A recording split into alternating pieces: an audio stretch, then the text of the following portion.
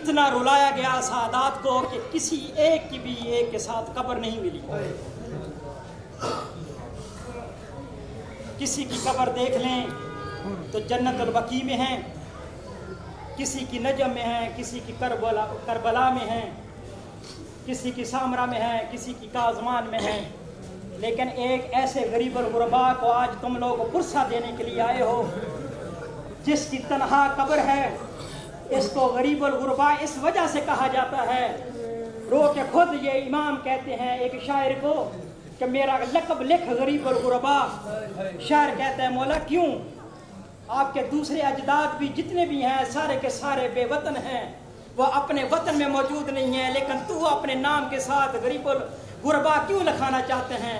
रोकर कहते हैं हर किसी के साथ कोई न कोई वारिस मौजूद है, मैं रज़ा के साथ कोई वारिस मौजूद नहीं होगा। अज़ादारों, आज इमाम रज़ा की बहन को उसके भाई का पुरसा जितना हो सके देना। ये मूसा काज़म की ये औलाद इतनी गरीब है, 19 बेटे थे लेकिन बाप का जनाजा को सहारा देने वाला कोई नहीं था। अल्लामा अख्तर अब्बास नजवी फरमाते हैं कि 4 बहनें ऐसी हैं कि जिनको अपने भाइयों के साथ बहुत प्यार था। किबला से पूछा गया किबला वो कौन सी बहनें थीं। रो कर फरमाते हैं एक रज़ा की बहन थी जिसको रज़ा के साथ इतना प्यार था, सफर को नहीं देखा कि सफर कितना लंबा है, भाई की मोहब्बत से मदीना छोड़ दिया।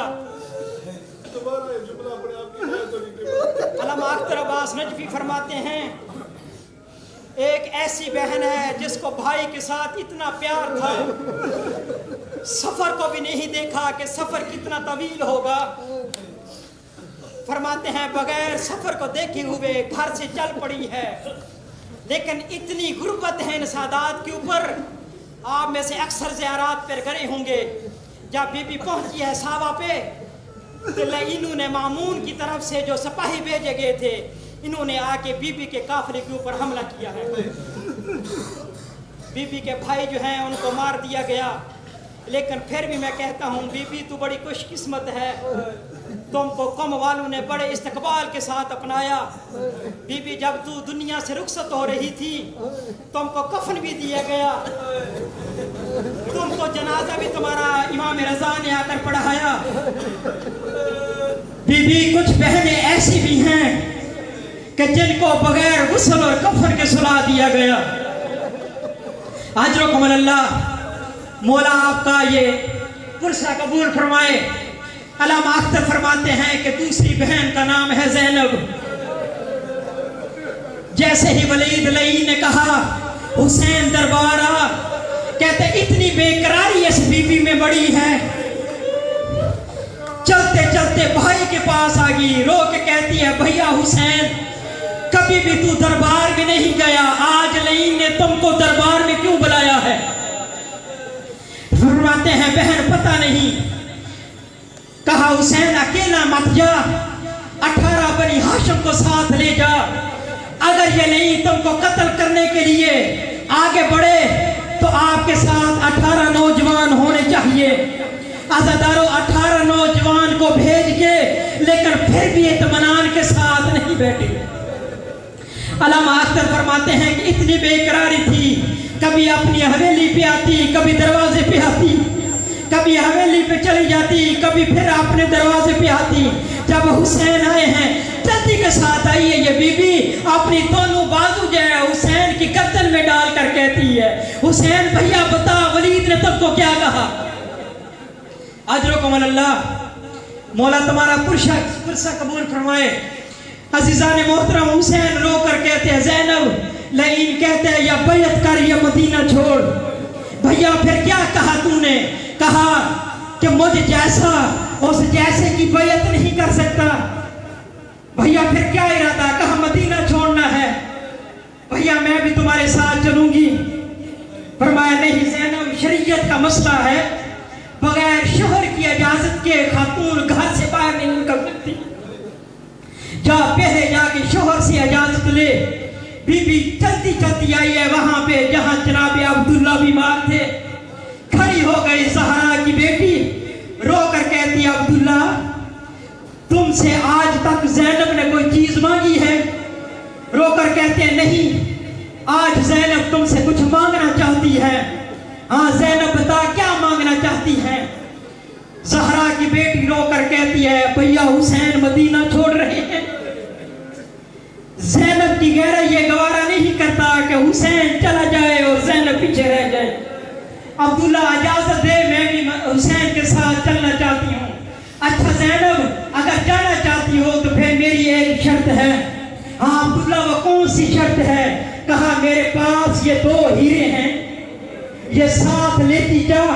अगर हुसैन के ऊपर कोई मुसीबत आ जाए या अली अकबर के ऊपर मुसीबत आ जाए तो ये दोनों हीरे जो है सदका करके निकाल देना।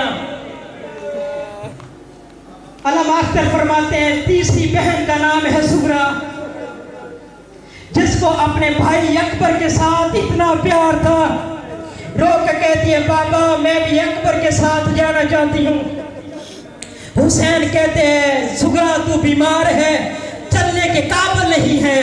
कहती है नहीं बाबा मैं जाना चाहती हूँ, मैं भी देखना चाहती हूँ जब तू अकबर को सेहरे डाले, जब अकबर के हाथों में गाने आए। रोकर कहते हैं सुगरा तेरे साथ वादा करता हूँ जब अकबर की शादी के दिन रखूंगा उस वक्त तुमको बुला लूंगा। आजादारो कहा अच्छा बाबा अगर ये बात है तो फिर अकबर से कह दे इस मट्टी के ऊपर अपने कदम ला। जितना देर तक जिंदा रही इन कदमों के सहारे जिंदा रहूंगी।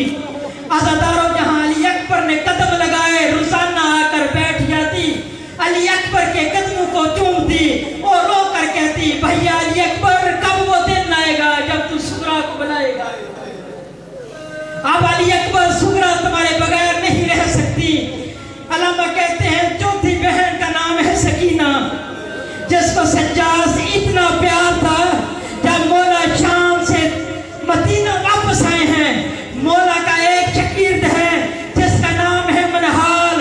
रोकर कहते हैं मौला कहां कहां पर तुमको मुसीबतों ने लाया है। रोकर कहते हैं 2 मुसीबतें मेरे ऊपर ऐसी आई हैं मनहाल जो अभी तक मुझको जीना नहीं देती। रोकर कहते हैं मौला वो कौन सी मुसीबत?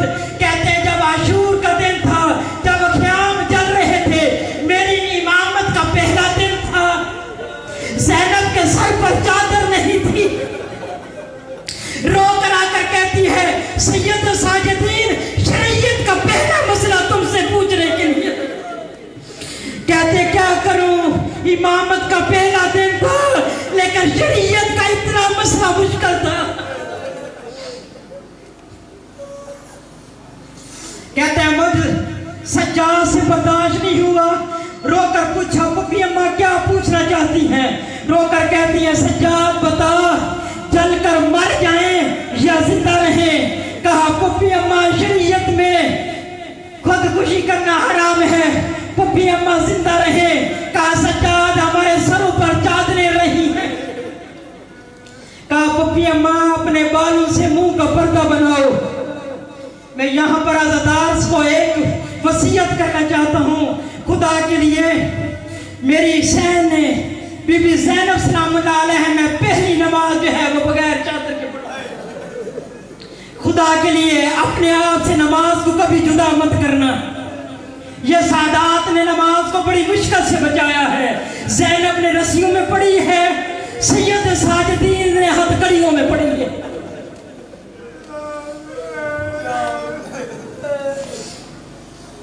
इस नमाज के ऊपर बहुत कुर्बानी है सादात की।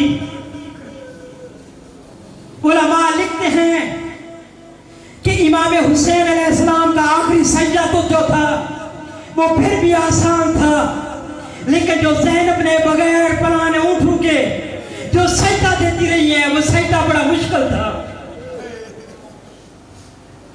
जब हुसैन अलविदा हो रहे थे वसीयत करते हैं ज़ैनब कभी भी मुझे नमाज शब में ना भुलाना।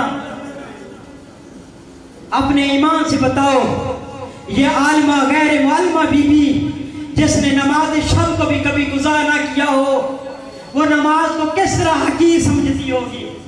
जिसके सामने 72 के लाशें थे, लेकिन फिर भी सर को सजदे में रख के फरमा रही थी सुबहान रब्बियल आला व बिहम्दिही।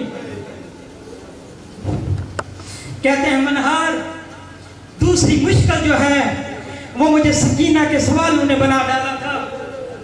फरमाता है जब भी कोई आखिरी घड़ी आती, सकीना आकर कोई ना कोई सवाल कर देती। रोकर कहते हैं जब यजीद के सामने खड़े थे, मिनहाल जब ये मेरी बहन थक गई, कभी अपने एक पांव उठाती थी, कभी दूसरा रख देती थी, कभी एक उठाती थी, कभी दूसरा रख देती थी, गले में रस्सी थी, धीमी धीमी आवाज के साथ कहती थी सज्जाद इस जालिम से पूछ कितनी देर है। सज्जाद अब मुझ सकीना से खड़ा नहीं हो जाता। अज़ादारो, एक रिवायत का मैंने जुमला पढ़ा था, जिस तरह जनाब ज़हरा के ऊपर मुसीबतें आई हैं, इसी तरह बीबी सकीना के ऊपर भी मुसीबतें आई हैं। रवायात ये कहती हैं जिस तरह ज़हरा की पसलियाँ टूटी थी, इसी तरह इस सकीना की भी पसलियाँ टूटी हैं। जिस तरह ज़हरा 18 साल की जिंदगी में बूढ़ी हो गई थी, इसी तरह सकीना 4 साल की जिंदगी में बूढ़ी होगी। जिस तरह ज़हरा की कमर जो है वो झुक गई थी, इसी तरह सकीना की कमर भी झुक गई थी। मुझके ऊपर सवाल करो, ज़हरा की पसलियाँ तो टूटी थी दरवाजे की वजह से, लेकिन सकीना की पसलियाँ किस तरह टूट गई।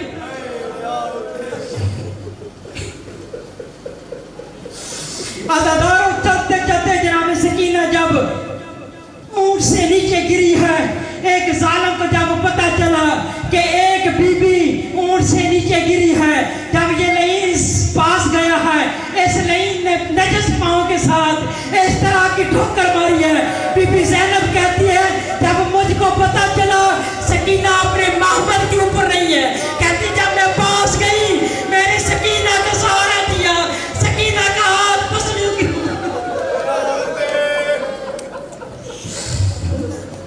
मैंने रोकर पूछा सकीना अपनी पसलियों से हाथ क्यों नहीं उठा रही। रोकर कहती है पप्पी अम्मा मेरी पसलियां टूट गई। पप्पी अम्मा उठने का सहारा ले रही थी, एक जालिम ने नजस पांव की ठोकर। रोकर कहते हैं इस बहन ने मुझे बहुत रुलाया है। जब जिंदान में गए हैं, सुबह के टाइम आसमान की तरफ देखती, जब परिंदे उड़ के जाते थे, रोकर कहती थी सज्जाद भैया अल्लाह के नाम पर बताओ ये परिंदे कहाँ जा रहे हैं। मैं रोकर कहता सकीना ये परिंदे अपने रिज़्क़ की तलाश में घरों से निकले हैं। जब शाम का वक्त होता फिर आसमान की तरफ देखती, जब परिंदे नजर आते फिर रोकर कहती सज्जाद अब बताओ आप परिंदे कहाँ जा रहे हैं। कहते रोकर कहता सकीना अब अपने घरों को वापस जा रहे हैं। फिर रोकर कहती खुदाया वो कौन सा दिन होगा जब मैं सकीना भी घर वापस जाऊंगी। सैयद साजिदीन रोकर कहते मैं किस तरह सकीना को बताता, सकीना हम सामने चला जाना है लेकिन तूने शाम रह जाना है। आज़ादारों, बड़े दुख देखे सैयदादी ने, सैयद साजिदी ने बगैर गुस्ल के बगैर कफन के अपनी इस बहन को दफन कर दिया। लेकिन बीबी ने एक वसीयत की थी, जिस तरह ज़हरा ने अली को वसीयत की, अली मेरे दफनाने के बाद मेरी तावीज़ कब्र मिटा देना, मैं इन मदीने वालों से बड़ी डरी हुई हूँ। यही वसीयत सकीना कर रही है। सज्जाद जब मैं मर जाऊं, जब मुझे दफन करना, मेरी कब्र का तावीज़ मिटा देना। रोकर कहते सकीना इस तरह की वसीयत क्यों कर रही है। रोकर कहती है सज्जाद भैया मुझे शिबर नहीं से बहुत डर लगता।